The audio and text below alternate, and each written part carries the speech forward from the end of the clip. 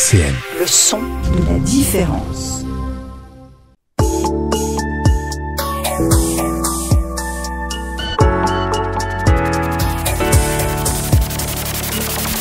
Biodiversité sur RCN.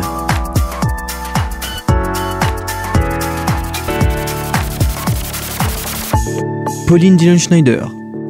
Bonjour et bienvenue dans l'émission Biodiversité sur RCN. Et aujourd'hui, nous allons parler de l'ENSEN avec Hamza. Créé en 1900, l'ENSEN forme des ingénieurs pour répondre aux défis sociétaux et économiques inhérents aux transitions énergétiques et numériques dans les secteurs de l'énergie, du transport et de l'industrie. Elle représente 600 élèves ingénieurs, 200 diplômés chaque année et 60 enseignants-chercheurs. L'ENSEN entretient depuis toujours des relations privilégiées avec le monde de l'industrie. Elle se développe au travers de différentes formes de collaboration, que ce soit au niveau de la formation, de la recherche ou des projets associatifs étudiants. La qualité de sa formation, de ses diplômés et de ses résultats est reconnue par l'ensemble des acteurs en France, mais aussi au sein de ses nombreuses universités partenaires à l'étranger. Au terme de sa formation, le diplômé acquit un profil d'ingénieur apte à relever des challenges scientifiques et technologiques d'envergure. Pour mettre en œuvre sa mission, l'école s'appuie sur l'ensemble des parties prenantes de l'institution, anciens diplômés, entreprises, partenaires institutionnels, équipes pédagogiques et administratifs. Tous sont mobilisés pour améliorer en permanence l'efficacité de l'école et favoriser l'insertion des diplômés dans un monde en constante mutation qui exige toujours plus de qualifications, d'intelligence, de valeur et d'engagement. Bonjour Hamza. Bonjour Pauline. Est-ce que tu peux te présenter s'il te plaît ? Oui, bien sûr. Je m'appelle Hamza El Haddadi, j'ai 23 ans et je suis élève en dernière année ingénieur à l'ENSEM, filière énergie option mécanique. Ok, on va parler un peu de ton école pour une première étape. Quelles sont les formations possibles au sein de l'ENSEM ? Alors à l'ENSEM, tu as plutôt deux options, c'est soit énergie, soit ISN. ISN, c'est plutôt les systèmes numériques. Énergie, c'est mon option. On a soit l'option mécanique, soit l'option électrique, ou aussi l'option SI, qui est sciences d'information. Alors, il y aura une autre filière qui sera disponible l'an prochain, qui est plutôt ingénierie nucléaire. Okay. Et du coup, ça, c'est une nouvelle filière qui sera disponible. Ouais. Voilà. Et qui peut avoir accès à cette école ? On peut avoir accès à l'école soit classique, les classes prépa concours, ou soit à travers les prépa INP. Et il y a aussi les DUT qui peuvent aussi avoir accès. Tu sais ce que c'est des prépas INP ? Oui, les prépa INP, c'est un peu, on va dire, c'est des classes prépa avec un certain classement. Et du coup, avec le classement que tu as, c'est le classement qui détermine les écoles que tu pourras avoir. Tu passes pas de concours comme les classes préparatoires normaux, du coup. Ok. Et quels sont les débouchés possibles ? Alors, pour les débouchés, on a des carrières riches et passionnantes dans le domaine tel que le transport, la mobilité, les véhicules autonomes, l'efficacité énergétique, encore l'énergétique industrielle comme l'optimisation énergétique des procédés, cogénération, réseau d'énergie. Et pour les ISN, c'est plutôt tout ce qui est numérique, informatique. Ok. Et du coup, vous devez avoir pas mal de partenaires dans cette école ? Yes, on a des partenaires des industries. Du coup, on peut citer quelques-uns comme General Electric, GE, FH, Airbus, Safran ou aussi ArcelorMittal. Alors, ces partenaires sont généralement là, assistent à nos forums, assistent à les forums pour les stages ou pour les alternances. Et s'ils ont des offres de stage, ils proposent ça généralement à l'ENSEM directement. Et nos responsables nous transmettent les offres. Comme ça, on postule et on passe nos entretiens. Et du coup, à propos des stages, tu peux m'en dire un peu plus ? Alors, pour les stages, normalement, 64% des stages débouchent sur un emploi. Du coup, Okay. quand on fait nos stages de fin d'études, 64% des personnes qui font leur stage avec l'entreprise ont des propositions de CDI, de contrat à durée indéterminée. Du coup, c'est un très bon chiffre comparé aux chiffres normaux de stage et d'autres écoles. D'accord. Et comment cette école, elle participe à la transition écologique du coup ? Alors du coup, l'ENSEM forme des ingénieurs capables de relever les défis et les enjeux énergétiques qu'on voit et qu'on perçoit dans notre actuellement. Et l'école aussi encourage ça par l'intermédiaire des clubs, des associations. Par exemple, on a une association qui s'appelle ENDAO, Énergie pour Endao. Et du coup, cette association rassemble des ingénieurs, des élèves ingénieurs dont l'objectif est de fournir un accès fiable et durable à l'électricité à des villages sénégalais situés au réseau électrique. L'association a aussi pour mission de faciliter l'accès à l'eau en installant des pompes à eau solaire. Du coup, ça, c'est une association qui a but non lucratif avec cet objectif de permettre de donner accès à l'électricité à des pays qui sont défavorisés et des régions défavorisées. Il y a aussi des associations où on peut participer à des compétitions, comme l'association Éco-Marathon, qui rassemble étudiants, laboratoires et partenaires, et participe chaque année à la compétition Shell Éco-Marathon. On a d'ailleurs décroché la 2e place mondiale cette année. Cool. Oui. La spécialité, c'est des véhicules à moteur électrique alimentés par une pile à combustible hydrogène. Donc, en gros, le but de la compétition, c'est de parcourir la plus grande distance possible en consommant le moins d'hydrogène possible. Ok, parfait. L'école, elle a l'air d'avoir une vie étudiante assez remplie. En effet, on a beaucoup de clubs et sportivement aussi, on est bien placé, vu que il y a à peu près plusieurs disciplines. Il y a le foot, le basket, il y a le hand, le volley, le judo, le tennis. Et je peux parler du foot, vu que j'étais avec l'équipe de foot, on a décroché la 4e place aux compétitions nationales. Et du coup, tous les sports permettent de s'intégrer entre nous, de bien apprendre à connaître nos amis, etc. On voyage ensemble, on découvre les différentes cultures, etc. Et du coup, je pense que c'est très important de s'impliquer dans la vie étudiante aussi. Oui, tout à fait. Oui. Avant de commencer la 2e partie sur les énergies, on va écouter The Bitter Hand de Placebo.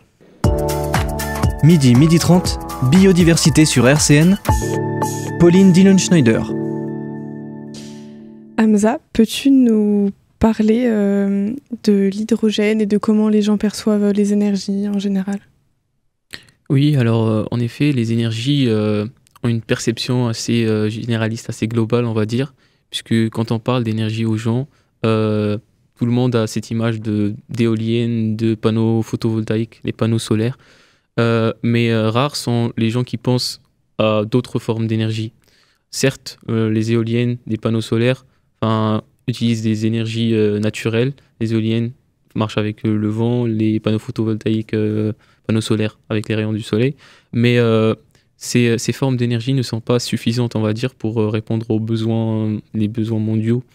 Il y a d'autres formes qui permettent de faire cela. C'est par exemple énergie nucléaire. Quand on parle de ça, c'est un petit peu mal vu, Oui, totalement. Même. Vu que l'énergie nucléaire, elle pollue un petit peu. Mais on va dire que sans l'énergie nucléaire, on ne pourra pas répondre aux besoins en énergie, les besoins mondiaux, on va dire.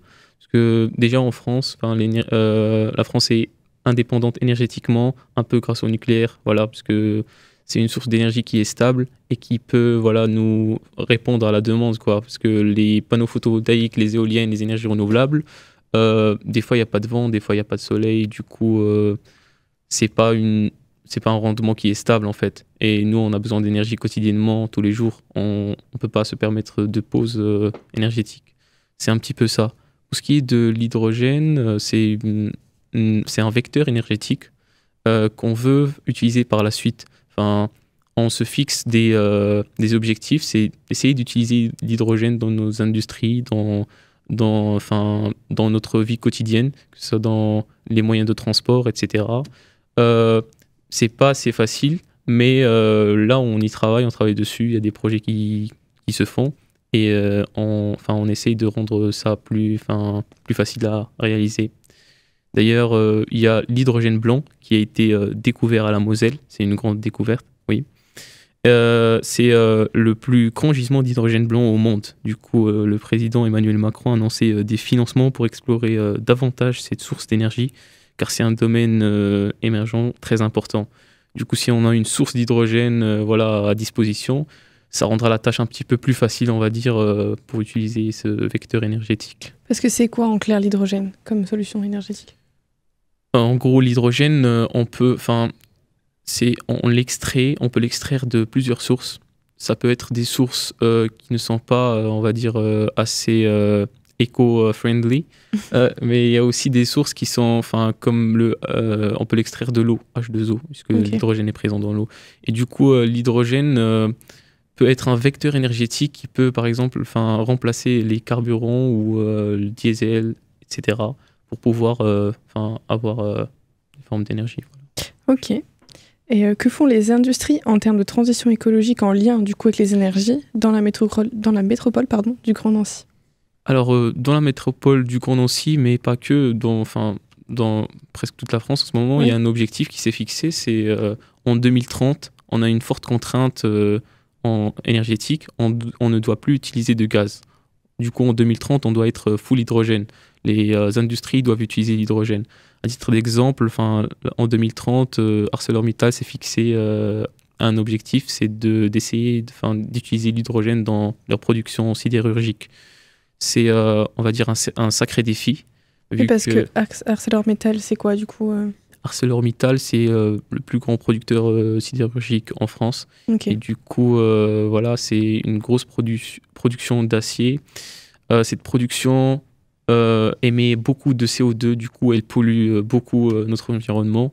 Si on arrive à produire grâce à l'hydrogène, ce sera plutôt quelque chose de très intéressant pour notre environnement et ce sera pratique pour nous. Donc l'hydrogène, c'est Mais du coup, est-ce qu'il y aurait une solution mieux que les autres en ce qui concerne les énergies? Alors, en ce qui concerne les énergies, on doit normalement percevoir ça comme étant quelque chose qui ne se fait pas sur le coup. On ne peut pas sur le coup changer tout ce qui est présent, parce qu'on doit s'adapter petit à petit. On ne peut pas venir du jour au lendemain et dire on va tout remplacer, on va mettre que des énergies renouvelables, on va mettre que des éoliennes, que des panneaux photovoltaïques. La plupart des gens ne vont pas accepter d'avoir des éoliennes à côté de chez eux. Oui, parce que c'est peut-être une bonne solution, mais en tout cas, il y a une pollution sonore autour des éoliennes. Pas que, il n'y a pas que ça. Il y a la pollution sonore, le dérangement, etc. Mais il y a aussi, pour produire et pour fabriquer des éoliennes ou des panneaux photovoltaïques, on pollue un petit peu aussi. Ah ok, d'accord, ça on ne le sait pas. Ça on le sait pas, par contre, du coup il faut aussi citer ça, parce qu'on nous vend souvent que la bonne image, ça pollue pas du tout, etc. Mais il faut savoir que derrière, il y a aussi une petite pollution pour la construction des éoliennes, le transport aussi. Donc il y a toujours du bien et du mal dans tout ce qu'on fait. Donc il faut essayer de trouver un juste milieu avec les énergies renouvelables, essayer aussi de perfectionner les sources d'énergie qu'on a, par exemple. Vu qu'on ne peut pas se passer du nucléaire, on peut aussi travailler dessus, le rendre moins polluant. Par exemple, on peut essayer de trouver de nouveaux combustibles qui polluent moins, etc. Du coup, c'est ça l'idée, c'est d'essayer de trouver un juste milieu et aussi se donner du temps. Parce qu'on change maintenant et on se donne un petit peu de temps pour s'adapter. Le changement ne viendra pas directement, les résultats ne viendront pas sur le champ. Mais si on se laisse un petit peu de temps d'adaptation, je pense qu'on va réussir. Et est-ce que toi, dans tes stages, tu vas voir tout ça justement, ou c'est pas du tout ton domaine? Alors oui, mon stage est General Electric. C'est plutôt relié un petit peu au secteur nucléaire. Et ce que je vois surtout, c'est sur mon projet tutoriel industriel, qui est un projet avec Airbus. On travaille plutôt avec de l'hydrogène. On essaie de refroidir le système avec de l'hydrogène. Du coup, on voit comment l'hydrogène marche, c'est quoi les défis qu'on a avec l'hydrogène, parce qu'on ne peut pas l'utiliser facilement. On va dire c'est un vecteur énergétique, mais qui a certaines contraintes. Par exemple, le stockage et le transport. Pourquoi du coup? Parce que l'hydrogène n'est pas facile à stocker, vu qu'il faudra un petit peu le compresser pour pouvoir transporter de grandes quantités. Et l'hydrogène, pas comme les autres fluides, du coup, on a besoin de quantités importantes pour produire certaines quantités d'énergie. D'accord. Est-ce que tu aurais autre chose à nous dire en ce qui concerne les énergies?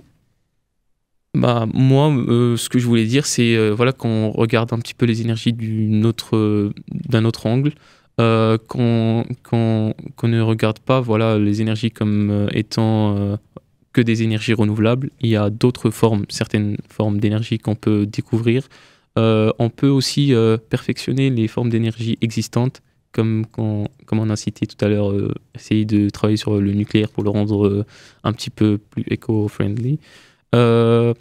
Et c'était juste ça, on change maintenant et on se donne du temps pour s'adapter. Ok, merci.